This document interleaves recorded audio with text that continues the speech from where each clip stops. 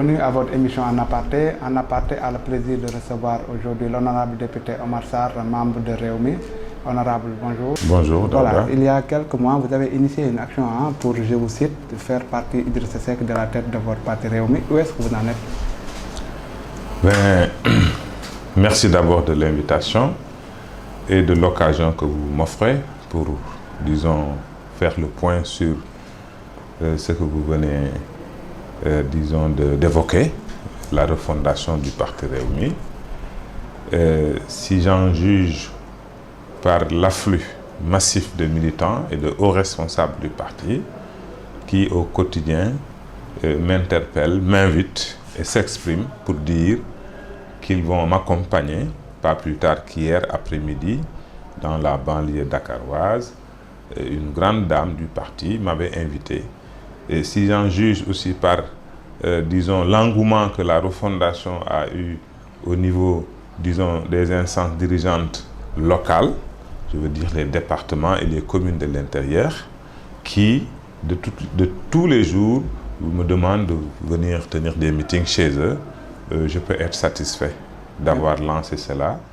Certains même me reprochent d'avoir attendu trop longtemps avant d'avoir ce type de réaction. Mais d'après vos textes, en fait, Idrissa Seck ne peut pas partir sans la tenue d'un congrès? Oui, mais vous savez, ça, je crois que c'est la chose la plus simple. C'est ce que vous venez de dire, le faire partir. C'est le plus difficile, et c'est à quoi je m'attelle, c'est de faire en sorte de convaincre tout le monde. Je n'ai pas eu beaucoup de difficultés à le faire auprès de certains, qui d'ailleurs, avant même que l'idée ne germe dans mon esprit, m'avaient fait la suggestion, mais c'est de faire en sorte que le cercle s'agrandisse. Et pour qu'il s'agrandisse, il faut forcément que je fasse le tour du pays. J'ai fait quand même pas mal de localités, mais j'ai plutôt misé sur les localités les plus proches. J'ai aussi reçu beaucoup de responsables ici dans ce bureau ou chez moi. Je suis allé dans des localités proches pour rendre visite aux responsables. Mais tout cela ne se sait pas encore. C'est encore, disons, quelque chose, je ne dirais pas de secret, mais de non révélé. Et nous avons l'intention de tenir un séminaire.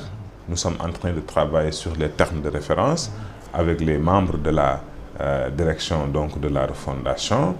N'eût été la fête de la Tabaski, ce séminaire certainement aurait eu lieu dans une localité sur laquelle je ne pourrais pas m'étendre pour le moment, mais ce sera chose faite après la Tabaski. Ensuite, il y aura une tournée, des tournées ciblées, le centre où je ferai beaucoup de localités qui sont déjà calées et qui m'attendent. On avait même fixé les dates. Ensuite, je vais changer de cap, donc le centre, le nord, le sud, etc. Voilà. C'est comme ça que nous avons donc établi notre plan. C'est après tout cela, les militants vont dire nous voulons un congrès. Donc c'est pourquoi je vous disais faire partie d'Idrissa Seck est la chose la plus aisée. Le plus difficile, c'est d'aller vers les gens, les convaincre. Et je n'ai pas encore essuyé d'échecs ou de refus. Partout où je suis passé, les gens m'encouragent, font des prières pour moi, et puis je pense que c'est une question de temps, tout simplement. Honorable, mais le fait que Idrissa Seck ne vous réponde pas, est-ce que cela ne signifie pas qu'il a un mépris vis-à-vis de vous? Je ne peux pas répondre à sa place. Mais le connaissant très bien, il sait que quand je commence une chose, je vais l'achever. Je suis en train de refonder. Il connaît mon tempérament, il connaît mes capacités. Donc, c'est tout à fait le contraire. Ce n'est pas du mépris. Il réfléchit. Je suis sûr qu'il réfléchit. À quoi? Réfléchir pour, en tout cas, peut-être préparer son départ. Parce que ce n'est pas quand même de gaieté de cœur que moi je le fais, mais très amicalement, je veux le soulager. Est-ce que le contraire ne peut pas se produire, c'est-à-dire vous exclure vous, est-ce qu'il ne passe pas à votre exclusion? Non, vous savez, moi, j'ai dépassé le stade où je peux avoir des craintes d'être exclu d'un parti dont je suis l'actionnaire majoritaire. Je lui emprunte l'expression. La preuve, aucun responsable du parti Rewmi ne peut se prévaloir d'avoir le passé que j'ai eu dans ce parti. Aucun responsable de Rewmi ne peut pas se prévaloir d'avoir l'ancrage, l'affinité, la familiarité, la connaissance du terrain, des hommes, des femmes, des jeunes qui sont dans le parti. Et quelque part, est-ce que vous ne le devez pas à votre poste de député, puisque c'est lui, avec son consentement, que vous avez été mis sur la liste, quelque part?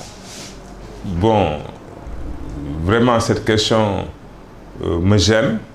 Dire que Idrissa Seck, c'est à cause de son consentement que je suis député, ça je vous laisse, en tout cas, disons, le soin d'assumer vos propos. Je pense que je mérite plus qu'un député dans ce pays. J'ai été député quand j'étais au PDS. J'ai été deuxième questeur de la CEDEAO quand j'étais au PDS. J'ai été président du conseil régional de Diourbel, une région quand même qui a son importance. Mais donc dire aujourd'hui ou penser que je suis député grâce à Idrissa Seck, bon, je n'ai pas trop de commentaires là-dessus, mais c'est une question. Voilà ce que je peux donner comme réponse. Je vous dis qu'il est en train de réfléchir certainement, mais ce que je suis en train de faire n'est que, disons, l'expression d'une amitié. L'amener à sortir par la grande porte de manière honorable. Et ce que je vous dis là, vous pouvez prendre date. Il va quitter la tête du parti. Il va quitter la tête du parti parce qu'il n'aura plus, disons, de raison de vouloir rester à la tête de notre parti. Il n'est pas performant. Il n'a pas la générosité requise pour être le leader d'un parti comme le nôtre. Mais la conséquence, c'est que dans toute entreprise, dans toute équipe, quand on montre des insuffisances, on cède la place aux autres. Pour que quand même, qui sait, c'est le cas dans tous les partis, en tout cas dignes de ce nom, les directions doivent changer. Okay. Honorable, beaucoup de gens vous soupçonnent en fait, d'être manipulés par le régime. Qu'en répondez-vous par rapport à ces accusations? Vous savez, je ne suis pas le premier à être taxé de collaborer avec un régime en place. Mais ce n'est pas ça l'essentiel. L'essentiel, pour moi, c'est aujourd'hui, qu'est-ce que je veux? Mon combat n'est pas encore un combat qui sort de mon parti. C'est un combat que je confine à l'intérieur de mon parti. Maintenant, est-ce que j'aurai comme allié le parti au pouvoir? Je dis, pourquoi pas? Idrissa Seck a été allié de Macky Sall. Est-ce que je serai un allié d'un PDS ou d'un autre parti? Je dirais, pourquoi pas? À l'heure où je vous parle, beaucoup de leaders m'ont convié à des discussions. J'en ai rencontré quelques-uns. En l'occurrence Macky Sall, est-ce que Macky Sall en fait partie? Macky Sall en fait partie. Quand est-ce que vous vous êtes vus? On s'est vus, ça fait à peu près un mois. Qu'est-ce que vous vous êtes dit? Il m'a demandé si je pouvais aller dans son parti. Ma réponse a été claire, que je ne peux pas être militant de la PR. Okay, mais allié quand même, vous pouvez l'être. J'ai dit que la question était restée ouverte.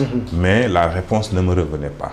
La réponse revient à l'ensemble des militants et militantes qui sont avec moi, qui naguère étaient membres de Benno Bokk Yakaar. S'ils ont l'envie de retourner dans Benno Bokk Yakaar, moi je ne suis qu'un fidèle compagnon et serviteur donc de cette masse. Si on me demande de retourner à Benno, je le ferai. Si on me demande de rester dans l'opposition, je le ferai. Mais encore une fois, l'essentiel de notre combat aujourd'hui ne se situe pas encore à ce niveau. Aujourd'hui, nous sommes en train d'élargir le cercle des refondateurs. Macky Sall n'est pas le seul à m'avoir approché. Ici, dans ce bureau, des leaders de partis sont venus, d'autres m'ont appelé, etc., pour m'inviter à collaborer avec eux. Voilà, honorable, nous allons avancer un peu. Comment vous appréciez la gestion du pays sous Macky Sall? Si c'était une copie, c'est le professeur qui parle, j'aurais dit peut mieux faire. Pourquoi? Le président Sall aurait pu mieux faire parce que j'ai quand même lecture très rapprochée de la politique qu'il est en train de mener. Ma qualité de député aussi me permet de savoir quels sont les moyens mis à la disposition donc, de ces agences, de ces agents d'exécution, je veux dire le gouvernement, les agences, etc., pour mesurer le pas qu'on aurait pu faire. Mais je me rends compte qu'il y a des lenteurs. Dans à quel niveau précisément? Oui, c'est l'exécution. Oui, en fait, dans quel secteur? Quand la décision... Bon, je ne sais pas. Non, c'est presque dans tous les secteurs. Par exemple, le secteur de l'éducation. Il y a eu des accords, il y a eu une grosse médiation autour de la question de l'école, que ce soit le niveau supérieur, élémentaire ou le moyen secondaire. On ne demandait que l'application donc de ces accords, mais je constate... Et c'est dommage qu'il y a des lenteurs. Selon vous, c'est une question de mauvaise volonté ou une question de réalité? Non, franchement, je n'ai pas de réponse à votre question. Parce qu'au moment où nous on quitté, disons, la table de la médiation, après avoir trouvé un accord gouvernement et syndicats, je ne pouvais pas m'imaginer aujourd'hui, au mois de septembre, qu'on se mette à encore parler, en tout cas, de désaccords entre gouvernement et syndicats. Donc, je ne peux pas vraiment répondre à cette question. Justement, en tant que médiateur, vous avez essayé de chercher là où se trouve le problème? Oui, nous y sommes. J'ai interpellé les collègues avec lesquels on s'était engagé. Nous avons, disons, interpellé qui de droit pour que les responsabilités soient situées. Mais j'attends la réponse. Voilà. Au-delà de l'éducation, il y a la question des inondations, le chômage, les inondations particulièrement. Le gouvernement avait mis en place un plan d'urgence pour régler définitivement la question des inondations. Aujourd'hui, cette question demeure. Comment vous appréciez, la gestion des inondations ici au Sénégal? Je suis désolé de le dire, mais il y aura des inondations, notamment dans la banlieue, la zone la plus touchée, tant que les populations ne seront pas déguerpies. Il faut une solution radicale. Cette solution, c'est quoi? C'est de demander une profonde restructuration de ces zones d'habitation. C'est-à-dire les déplacer, faire de l'assainissement, mais sinon, d'ici 100 ans, nos petits-enfants se mettront à pomper de l'eau parce que la nappe phréatique étant peu profonde, je ne vois pas comment on peut lutter contre cette eau qui est là et qui ne demande qu'à émerger et à affleurer. Et donc, c'est peine perdue. On met beaucoup de milliards dans cela, mais tôt ou tard, un chef, disons un leader, un président de la République, un gouvernement, finira par prendre cette décision. Voilà. Honorable, le débat sur le référendum refait surface. Le ministre conseiller, Ousmane Madior Fall, a annoncé la date de mai 2016, ce que refusent certains partis alliés, notamment le Parti socialiste. Êtes-vous en phase avec le Parti socialiste qui estime que le référendum devait se tenir en fin 2015 pour que les partis puissent se préparer en conséquence? Vous savez, mai 2016 me semble quand même une date assez lointaine. Parce que mai 2016 et février 2017, il y a à peu près 8 mois. Si le peuple décide, disons, de ramener, parce que la question centrale de ce référendum, hormis les autres questions connexes, qui n'intéressent d'ailleurs pas beaucoup de Sénégalais, il n'y a que le mandat, la durée du mandat qui intéresse beaucoup d'observateurs et de Sénégalais. Donc, hormis cette question, les autres, que ça soit 2016 au début ou à la fin, ça importe peu pour les Sénégalais. Donc, la question centrale, c'est est-ce que le mandat de Macky Sall en cours s'arrêtera en 2017? Si le référendum dit oui, moi, le problème que je me pose, et qui n'a rien à voir avec la date qu'on a déjà retenue, c'est est-ce que cette décision populaire aura un effet rétroactif? Ça, c'est la première chose. Est-ce que si on dit c'est 5 ans, ça prend effet à partir de 2017? Donc, je dis, et je l'ai toujours dit depuis plusieurs mois, le débat n'est pas un débat juridique ou constitutionnel.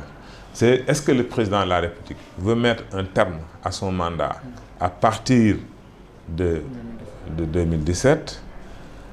Pourquoi ne faudrait-il pas que le président s'entoure de disons, tous les partis politiques, les juristes, l'université, etc., pour qu'ensemble, qu'on trouve un consensus. Si ce consensus est, Macky Sall, vous avez promis de faire 5 ans.